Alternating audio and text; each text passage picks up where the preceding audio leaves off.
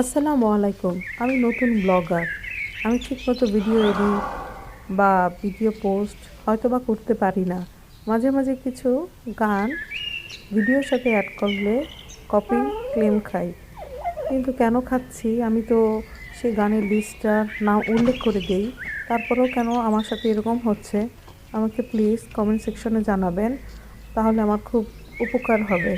সবাইকে অগ্রিম ধন্যবাদ। কাছে থাকবেন, পাশে থাকবেন।